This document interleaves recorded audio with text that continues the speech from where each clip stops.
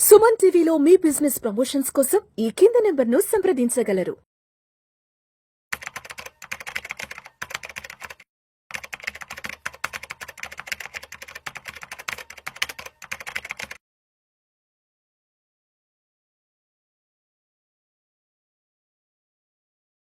నమస్తే, నేను మీ Revanth Chalamala.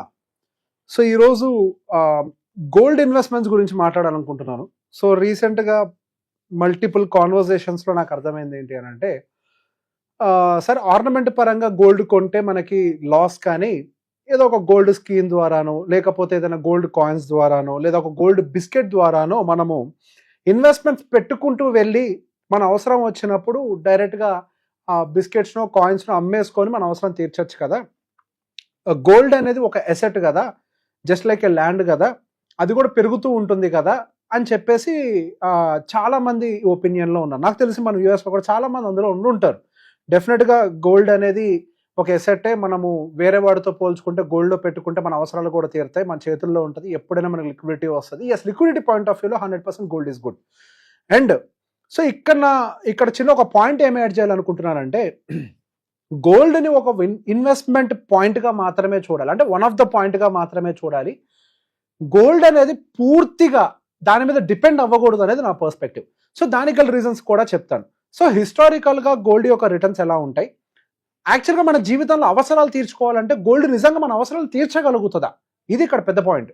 So హిస్టారికల్గా gold యొక్క రిటర్న్స్ అనేవి రీసెంట్గా వచ్చిన ఒక పెద్ద బుల్ ర్యాలీ వల్ల అది ఒక 11%కి వెళ్ళింది, కానీ ఇన్ జనరల్గా ఎప్పుడైనా historical returns of a gold 9% లేదా 10%, అంతకు మించి ఉండదు. కరెక్ట్గా చెప్పాలంటే 8-9 అంటారు. సరే, మన లిబర్టీ కోసం 10 కూడా అనుకుందాం, 9% యావరేజ్ అని అనుకున్నా, కానీ మన అవసరాల 9% తోటి తీరుతాయి అనేది ఒక పెద్ద ప్రశ్న. సో మన జీవితంలో వచ్చేటువంటి అవసరాలన్నీ కూడా ఏ పర్సంటేజ్తో పెరుగుతాయి అన్న దాన్ని బట్టి కదా మనం ఎంత రిటర్న్ తీసుకోవాలని నిర్ణయించుకునేది. సో ఒక ఉదాహరణ, మీరు ఇక్కడ నుంచి తిరుపతి వెళ్ళాలని అనుకుంటున్నారు. సో తిరుపతి వెళ్ళాలంటే ఫ్లైట్లో వెళ్ళొచ్చు, లేదా ఒక ఆర్టీసీ బస్సులో వెళ్ళొచ్చు, లేదా ఒక కార్లో వెళ్ళొచ్చు, సైకిల్ మీద వెళ్ళొచ్చు, నడుచుకుంటూ వెళ్ళొచ్చు, ఎట్లయినా వెళ్ళొచ్చు. You have multiple options. కానీ దేంట్లో వెళ్ళాలి అనేది మనం ఎంత టైంలో రీచ్ అవ్వాలన్న దాని మీద డిపెండ్ అయి ఉంటుంది.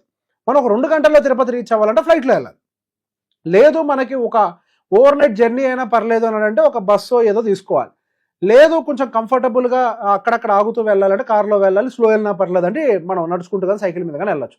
సో ఇక్కడ పాయింట్ నేను చెప్పింది క్లియర్గా అర్థమై ఉంటుంది. సో ఎంత టైంలో రీచ్ అవ్వాలి, సో మనకి ఇక్కడ టైం పర్స్పెక్టివ్ అనేది చాలా ఇంపార్టెంట్. మనం ఎంత ఖర్చు పెట్టాలి, ఎంత టైంలో రీచ్ అవ్వాలి, ఇదే ఇక్కడ పాయింట్. సో మన జీవితంలో రాబోయేటువంటి అవసరాలన్నీ ఫస్ట్ అసలు ఎంత స్పీడ్తో పెరుగుతాయి అనేది మనం ఐడెంటిఫై చేస్తే, మనం ఎంత స్పీడ్తో పెరిగేటువంటి ఇన్స్ట్రుమెంట్లో పెట్టుబడి పెడితే అవసరాలు తీరుతాయి అనేది మనకు అర్థమైపోద్ది. ఇప్పుడు గోల్డ్ ఎంత పెరుగుతుంది అనుకున్నాం, 9% అని అనుకున్నాం. సో మన అవసరాలు కూడా 9% తోటే పెరుగుతాయి అని అంటే ఇక్కడే పెద్ద ప్రశ్న. ఇప్పుడు మీకు పిల్లలు ఉండుండొచ్చు, లేకపోతే పిల్లలు ఉన్న వాళ్ళని అడగండి, స్కూల్ గోయింగ్ పిల్లల్ని. ప్రతి సంవత్సరం ఆ స్కూల్ వాళ్ళు స్కూల్ ఫీజు ఎంత పెంచుతారు అనే విషయాన్ని అడగండి. ఆ స్కూల్ వాళ్ళు అఫీషియల్గా చెప్పే మాట మేము 10% పెంచుతామని చెప్తారు. కొన్ని స్కూల్స్ అయితే 10 to 14% మధ్యలో ఎంతైనా పెంచుతామని చెప్తారు. అదే కొత్తగా జాయిన్ చేయాలి అని అంటే పోయిన సంవత్సరం ఉన్న ఫీజుకి ఈ సంవత్సరం ఉన్న ఫీజుకి 12-13% వేరియేషన్ కూడా తీసుకొని వస్తారు. సో యావరేజ్గా ఏ ఫీజు పెరిగినా కానీ మన లైఫ్లో స్కూల్ ఫీజులే 12%, 10%, 13%, 14% పెరుగుతున్నాయి. ఇది ఒక మేజర్ అవసరం. ఇవే కదా మన జీవితంలో వచ్చే ఎక్కువ అవసరాలు. లేదా హెల్త్ రిలేటెడ్, మళ్ళీ లేదా బంగారం కానీ ఆస్తి కానీ ఎప్పుడు కుదరబెట్టి మనం డబ్బులు తెచ్చుకుంటాం, ఏదైనా ఇంకొక ఎమర్జెన్సీ వస్తే. సో ఆ ఎమర్జెన్సీ రిలేటెడ్ ఎస్, కొంతవరకు హెల్త్ ఇన్సూరెన్స్లు ఉంటాయి, దాని పక్కకు పెట్టి ఇంకా క్యాష్ కావాలనుకున్నా మీరు గూగుల్లోనే కొట్టి చూడండి హెల్త్ ఇన్ఫ్లేషన్ ఇండియాలో ఎంత ఉంటుంది అని. రికార్డ్స్ ప్రకారం దాదాపుగా 13-14% పెరుగుతున్నాయి. అండ్ గోయింగ్ ఫర్దర్ ఈ హెల్త్ ఎక్స్పెండిచర్ ఇంకా ఫాస్ట్గా పెరగడానికి అవకాశాలు ఉన్నాయి. సో ఇక్కడ మీ గోల్డ్ ఏమో 10% పెరుగుద్ది. సో ఫర్ ఎగ్జాంపుల్ ఈరోజు ఒక 10 లక్షల ఆపరేషన్ మందం గోల్డ్ కొని పెట్టారు. మీకు ఒక 10 సంవత్సరాల తర్వాత ఆపరేషన్ చేయించుకోవాల్సిన పరిస్థితి వచ్చింది. అది దాదాపుగా ఆ టైంకి 40 లక్షలు అవుద్ది. కానీ మీ గోల్డ్ ఎంత అవుద్ది, గట్టిగా అయితే 30 లక్షలు అవుద్ది, 25 లక్షలు అవుద్దు. సో బేసిక్ ఇక్కడ ఇదే పాయింట్. మనకి ఇక్కడ ఇంకా షార్ట్ ఫాల్ ఉంటున్నాం కదా, అక్కడ ఎంతైతే ఖర్చులు పెరుగుతున్నాయో ఆ ఖర్చులకు తగ్గట్టుగా మన పెట్టుబడులు పెరగాలి. అది పెరగకపోతే సమస్య వస్తుంది. మళ్ళీ ఇక్కడ ఇంకోటి వెంటనే రియల్ ఎస్టేట్ అని అంటారు. రియల్ ఎస్టేట్ కూడా కథ ఉంటుంది, అది గోల్డ్లో మిక్స్ చేయకుండా సపరేట్గా మాట్లాడుతుంది. అది ఒక పాయింట్లో చెప్పేస్తే అయిపోద్ది.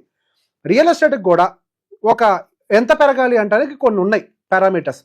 అగ్రికల్చరల్ ల్యాండ్ అయితే 7%, 8%, కొద్దిగా మండలాలు అటువంటి ఊర్లో అయితే కనుక 9% లేదా 10%, జిల్లా హెడ్ క్వార్టర్స్ అయితే ఒక 12%, మెట్రోపాలిటన్ సిటీ అయితే 15%, అంతే.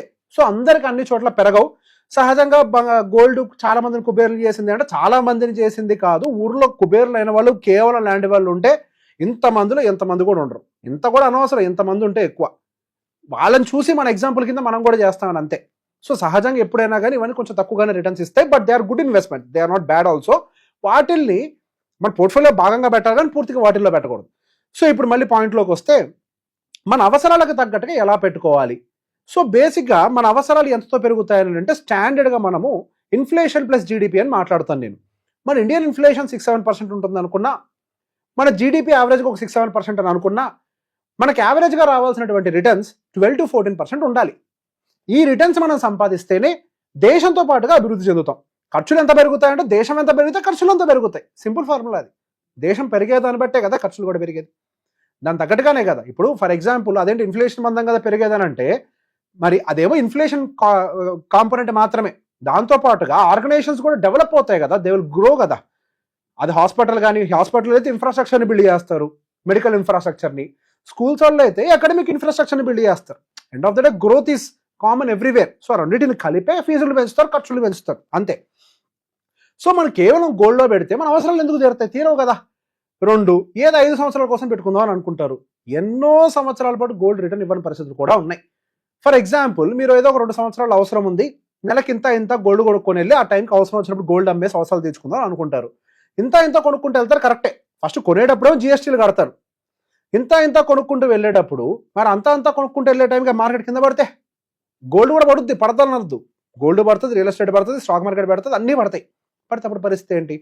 మళ్ళీ ఇక్కడ ఏమవుతుంది? మీరు జిఎస్టీ కడతారు. లేదు ఎంతో కొంత కొన్నంతే వస్తుంది అనుకున్నా జిఎస్టీ మందం లాస్గా, మళ్ళీ అమ్మినప్పుడు ఏదో ట్రాన్సాక్షన్ ఫీ లాస్గా, ఇట్లాంటి అన్ని సమస్యలు ఉంటాయి. సో ఎప్పుడైనా మన అవసరానికి ఆ రిటర్న్ ఇచ్చేదాన్ని, అఫ్కోర్స్ టైం ఫేస్ మ్యాటర్స్, ఎంత టైం ఉంది అన్నది కూడా మ్యాటర్ దాన్ని బట్టి. సో దాన్ని నేను సెన్సెక్స్ వర్సెస్ గోల్డ్ అయితే ఎట్లుంటుంది అనేది ఒకసారి కంపారిజన్ పెట్టాను. 2010 నుంచి సుమారుగా 2011 నుంచి 2025 అంటే సుమారుగా 14 సంవత్సరాల యావరేజ్ డేటాను తీశాను. ఒక gold based fund versus Sensex. అంటే సెన్సెక్సే, ఒక సెన్సెక్స్ మాత్రమే, లార్జ్ క్యాప్ కూడా జెయింట్ కంపెనీస్ అనొచ్చు. వాటి యొక్క రిటర్న్స్తో కంపేర్ చేస్తే ఇక్కడ మీకు కనిపించే దాంట్లో గ్రీన్ కలర్ లైన్ అంతా కూడా సెన్సెక్స్ అనమాట, బ్లూ కలర్ లైన్ అంతా కూడా మనకి ఇక్కడ ఉన్నదంతా కూడా ఇది మన గోల్డ్ ఫండ్ అనమాట. సో బేసిక్గా ఈ బిట్వీన్ మనకి చాలా ఈవెంట్స్ జరిగాయి జీవితంలో. సిలికాన్ వ్యాలీ బ్యాంక్ కొలాప్స్ అని, రష్యా ఉక్రెయిన్ వార్ అని, డిమానిటైజేషన్ అని, రకరకాల సమస్యలు ఇక్కడ అన్ని జరిగాయి, కోవిడ్ ఫాల్స్ అని, రకరకాల సమస్యలు జరిగాయి. అన్ని సమస్యల్ని దాటుకుంటూ అటు గోల్డ్ పైకి వెళ్ళింది, సెన్సెక్స్ పైకి వెళ్ళింది. కానీ అన్ని సమస్యలను దాటుకుంటూ ఎక్కువ ఫాస్ట్గా ఏది వెళ్ళింది అంటే మనకు సెన్సెక్స్ పైకి ఎక్కువగా వెళ్ళింది ఈ టైం ఫ్రేమ్లో. సో ఎప్పుడైనా అందుకే నేను చెప్పేది, మనకి ఎంత రేట్లతో మనకు ఖర్చులు పెరుగుతాయో అంత రేటుతోటి మనం రిటర్న్స్ తీసుకోగలగాలి. సమస్యలు గోల్డ్కి వచ్చాయి, సమస్యలు ఇక్కడ సెన్సెక్స్కి కూడా వచ్చాయి. ఇక్కడ గోల్డ్ పెరగడ సందర్భాలు కూడా ఉన్నాయి చూడండి. సుమారుగా 2013 నుంచి మళ్ళీ దాని హైని బ్రేక్ చేయడం 2019. అదే నేను చెప్పేది, దాదాపు 4-5 సంవత్సరాలు వేసుకోవచ్చు కదా, అదే 5 సంవత్సరాలు అనుకుంటా. 5 సంవత్సరాల వరకు గోల్డ్ పెరగని సందర్భాలు లేవంటూ ఉన్నాయి కదా, ఇక్కడ కూడా సందర్భాలు ఉన్నాయి. ఇన్ఫాక్ట్ ఇక్కడెక్కడో ఒక పీక్ ఫామ్ చేసింది 2012లో, అక్కడక్కడ తిరుక్కుంటూ. ఇక్కడ కనీసం స్టడీగా ఒకసారి కిందకు వచ్చిన పైకి అని మనకు సెన్సెక్స్ వెళ్తుంది, కానీ గోల్డ్ స్ట్రక్ అయితే రిటర్న్ ఇవ్వని సందర్భాలు కూడా చాలా ఉన్నాయి. సో ఇటువంటివి కూడా గోల్డ్లో ఉంటాయని దృష్టిలో పెట్టుకోండి. సో మీ రిటర్న్స్కి ఎంత అవసరమో దానికి తగ్గట్టుగా మీరు ఇన్వెస్ట్మెంట్స్ని ప్లాన్ చేసుకోండి. సో దీన్ని నేను మరొక కంపారిజన్ కూడా చూపిద్దామని ప్రయత్నం చేస్తున్నాను. 1 సెకండ్. సో బేసిక్ ఇన్వెస్ట్మెంట్స్ అనేవి మనం కొంత అమౌంట్ని ఒక 3 రకాల వాటిల్లో పెట్టి చేస్తే ఎట్లుంటుంది. ఒక గోల్డ్లో పెడితే ఎలా ఉంటుంది, సెన్సెక్స్లో పెడితే ఎలా ఉంటుంది, లేదు ఒక లార్జ్ క్యాప్ మ్యూచువల్ ఫండ్. కొంతమంది ఏంటి ఏదో ఎక్స్పెన్స్ రేషియో తక్కువ ఉంటుందని ఈటీఎఫ్ కొనేద్దామని అనుకుంటారు, యాక్టివ్లీ మేనేజ్ మ్యూచువల్ ఫండ్ కంటే కూడా. సో పైన కనిపిస్తున్నటువంటి బ్రౌన్ లైన్ అంతా కూడా యాక్టివ్లీ మేనేజ్ మ్యూచువల్ ఫండ్, దాని కింద ఉందంతా సెన్సెక్స్, దీని కింద ఉందంతా గోల్డ్. 2011 నుంచి కంపేర్ చేస్తే మనం ఏదో కొద్దిగా అమౌంట్ ఏదో కొంత ₹1,00,000 ఏదో పెడితే కొంతవరకే మనకి గోల్డ్ పెరిగింది, సెన్సెక్స్ ఒక రకంగా పెరిగితే లార్జ్ క్యాప్ కొంతవరకు పెరిగింది. కొంతమంది అంటారు ఏమని లార్జ్ క్యాప్స్తో కంపేర్ చేసి ఈటీఎఫ్స్ బెటర్ అని, బట్ అన్ని కేసుల్లో కాదు. ఒకప్పుడు మ్యూచువల్ ఫండ్స్ మీరు గమనిస్తే మీరు చెప్పింది నిజమే, 2020 కంటే ముందు వరకు కూడా పెద్ద ఎత్తున ఏం లేవు. అక్కడ కూడా కొంతవరకు డివియేట్ అయినాయి, కొంతవరకు కొన్ని ఫండ్స్ బాగానే ఇచ్చాయి, కొన్ని ఫండ్స్ ఇవ్వలేదు.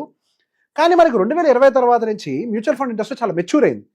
మెచ్యూర్ అయ్యి వాళ్ళ యొక్క రీసెర్చ్ని కూడా పెంచాయి. ఇప్పుడు అవుట్ పర్ఫార్మ్ చేసే ప్రయత్నం చాలా బాగా చేస్తున్నాయి. మీరు ఇప్పుడు కంపేర్ చేసుకోవచ్చు అన్ని ఫండ్స్ని. ఏదో కొన్ని ఫండ్స్ అండర్ పర్ఫామ్ చేస్తున్నాయి కానీ బెటర్గానే పర్ఫామ్ చేస్తున్నాయి ఇప్పుడు చాలా ఫండ్స్ కూడా. సో బేసిక్ ఇన్వెస్ట్మెంట్స్ పెట్టేటప్పుడు అగైన్ ఇక్కడ మీరు డైరెక్ట్ ఏదో ఈటీఎఫ్ కంటే కూడా యాక్టివ్లీ మేనేజ్ మ్యూచువల్ ఫండ్ అంటే అక్కడ ఫండ్ మేనేజర్లు వాళ్ళందరూ ఉంటారు, మధ్యలో మ్యూచువల్ ఫండ్ డిస్ట్రిబ్యూటర్లు, అడ్వైజర్లు వాళ్ళు ఉంటారు, జాగ్రత్తగా మీ దాన్ని కాపాడుకుంటూ వెళ్తూ ఉంటారు. సో మన అవసరానికి తగ్గట్టుగా ఎందులో పెట్టాలి, ఎంత రిటర్న్ కావాలి, దీన్ని చూసుకుంటూ పెట్టుకుంటూ పోండి. దానికి అనుకూలంగా పెట్టుకుంటూ వెళ్తే మీకు ఎందులోనే రిటర్న్ వస్తుంది. సో గోల్డ్ అసలు కొనొద్దంటే కొనండి, కానీ ఎంత అంటే కొంత, ఎంత అవసరమో అంతవరకే. అంటే అవసరము ఇన్ ద సెన్స్ వేసుకునే దాని గురించి కాదు. ఇప్పుడు ఫర్ ఎగ్జాంపుల్ ఒక 10 లక్షల రూపాయలు మనం ఈక్విటీస్ కొన్నాము అని అంటే ఒక ₹1,00,000 గోల్డ్ కొనుక్కోండి, నష్టం లేదు.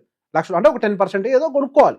అంతేకాని పెద్ద ఎత్తున పెట్టుబడులు పెట్టి గోల్డే మొత్తం క్రియేట్ చేస్తుంది అనుకుంటే గోల్డ్లో కూడా సమస్యలు వచ్చిన సందర్భాలు చాలా ఉన్నాయి. అవి మనకు కావాల్సిన రిటర్న్స్ని డెలివర్ చేయవు.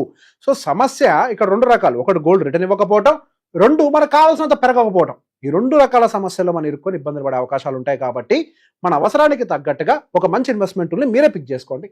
Thank you very much.